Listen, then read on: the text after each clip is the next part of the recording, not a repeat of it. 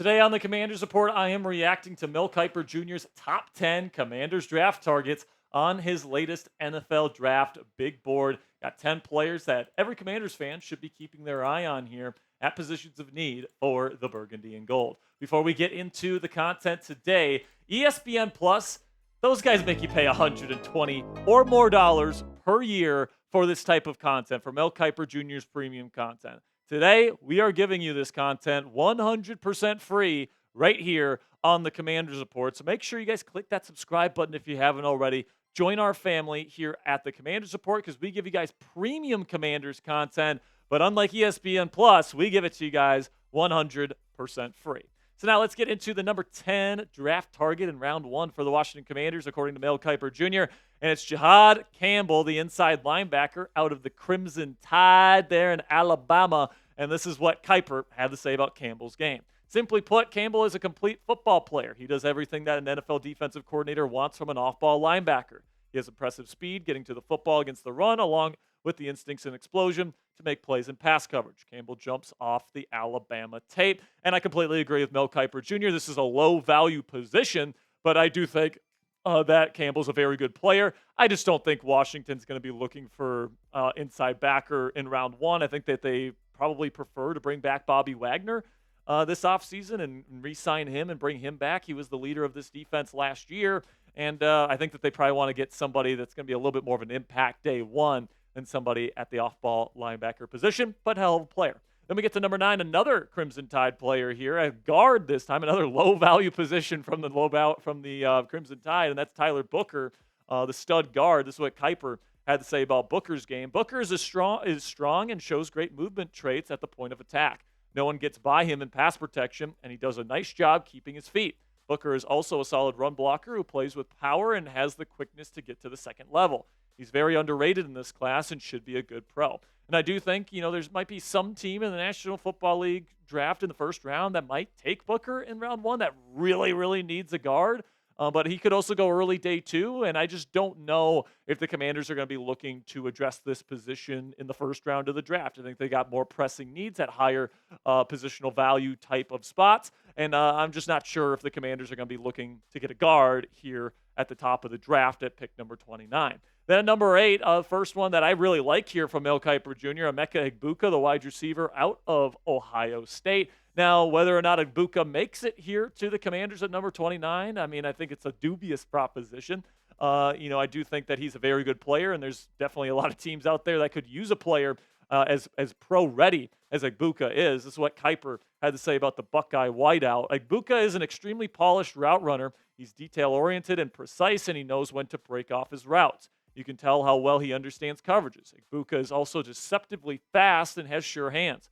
He's also very willing to do the dirty work, standing out as a blocker. Now, I actually disagree with Kiper here. I think that Egbuka's tape is actually a little bit underwhelming in terms of the run blocking. He's got the size to do it, and he does have good reps on film, but I think he's too inconsistent, at least for my taste, at least at his size, as a run blocker, but he certainly has the potential to do that. But at the end of the day, I'd be thrilled with Emeka Egbuka, somebody that can get open as consistently as he does, be a safety blanket for Jaden Daniels in this Commanders offense with Cliff Kingsbury scheming him open, and then he's great after the catch as well. Of course, Terry McLaurin was also an Ohio State wide receiver, and this team has a pretty good track record with those type of guys. Obviously, I'd love to see this Buckeye wide receiver duo here in the nation's capital. Then number 7 and number 6 here, Mel Kiper Jr. has safeties. Nick Emmanwori, we talked about Emmanwori earlier in the week with the Joel Klatt mock draft, and then also Malaki Starks, number 6 on Mel Kiper Jr.'s list here of draft targets for the Washington Commanders. Both these players are very, very good,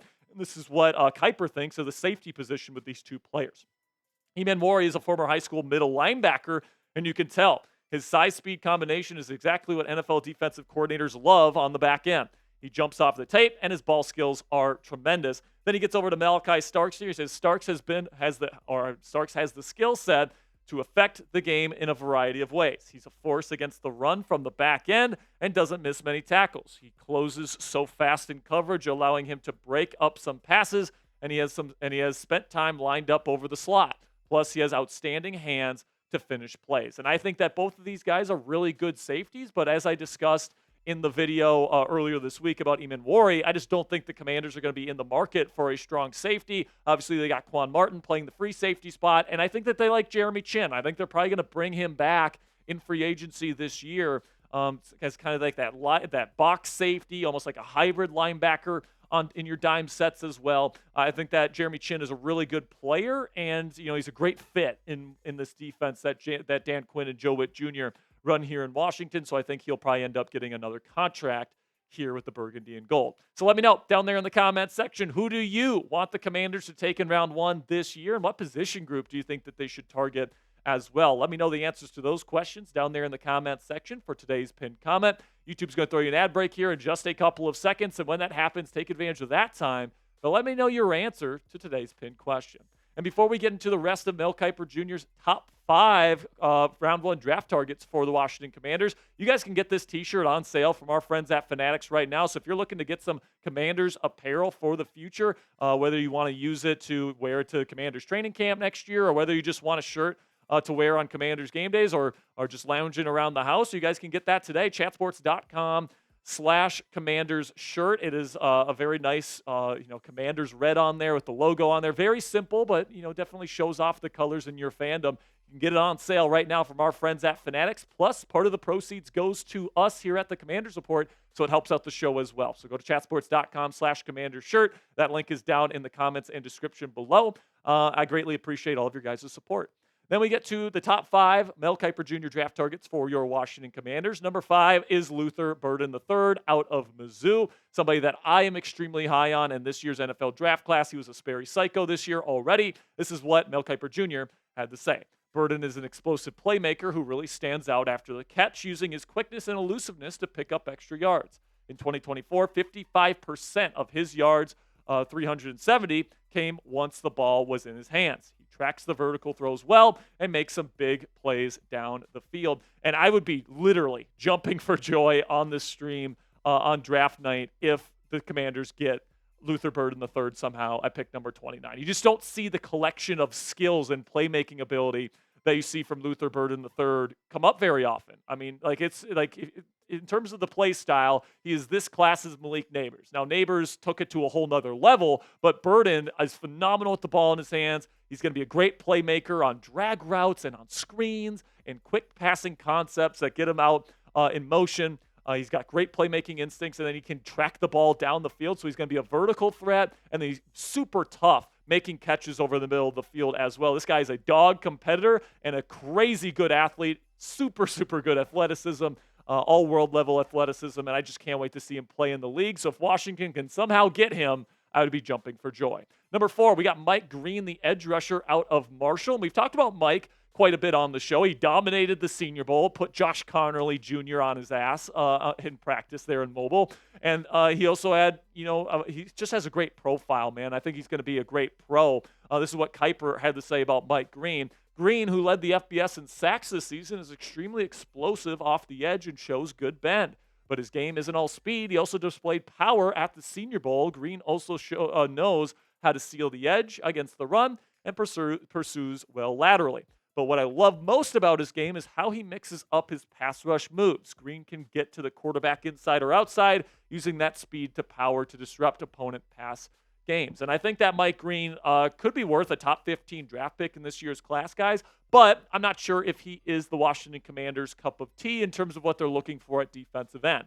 Dan Quinn and Joe Witt Jr. tend to look for bigger bodies that can really set the edge and be true run defenders on the edge, and they like to blitz their linebackers. Mike Green is more of a true outside linebacker in like a 3-4 scheme, kind of an outside linebacker type body, and I just don't know if he would necessarily fit what the Steelers are or what the Commanders are looking for at this position necessarily. So I think he's going to be a great player, but for the Commanders, I'm not sure if it's a great fit. Then we get to number 3, Josh Simmons, the offensive tackle out of the Buckeyes, is number 3 on Kiper's list today. This is what he had to say about the Buckeye left tackle. Simmons suffered a season-ending leg injury against Oregon, a former San Diego State right tackle. Simmons had looked really good on the left side after transferring to Ohio State before the 2023 season.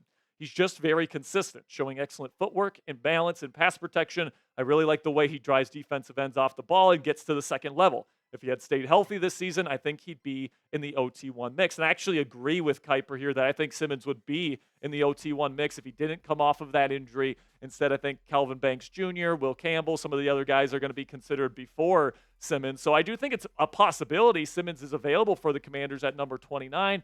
But if you know anything about offensive tackle in the NFL draft, there's only a certain few that really fit the size and arm length and all these different parameters that teams look for at the position.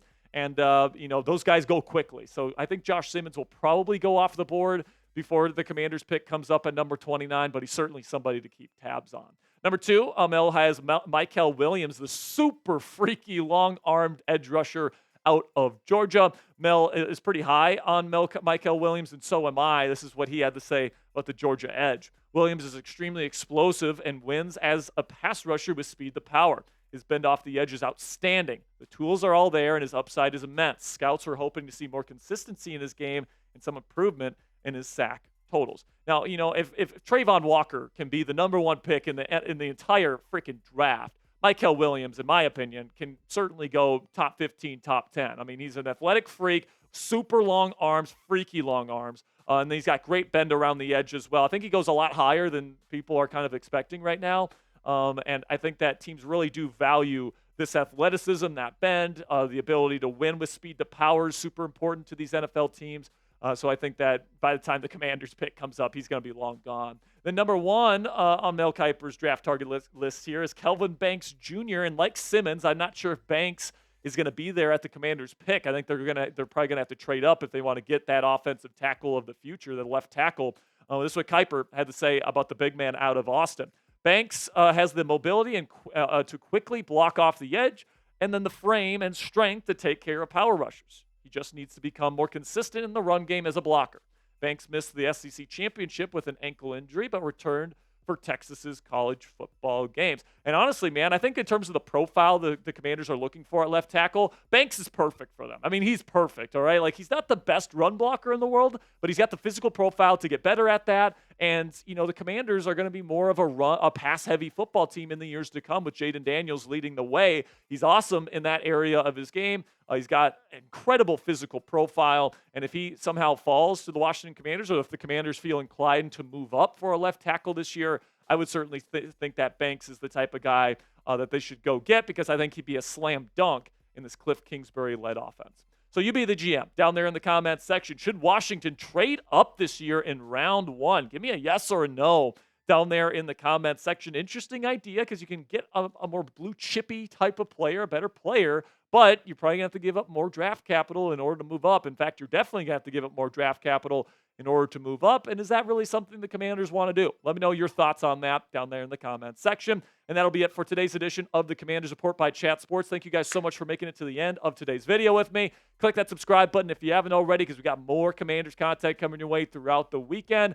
And of course, next week is the NFL Combine, where we got a ton of Commanders content coming from Indianapolis, guys. So click that subscribe button if you haven't already. Until next time, guys, hail to the Commanders.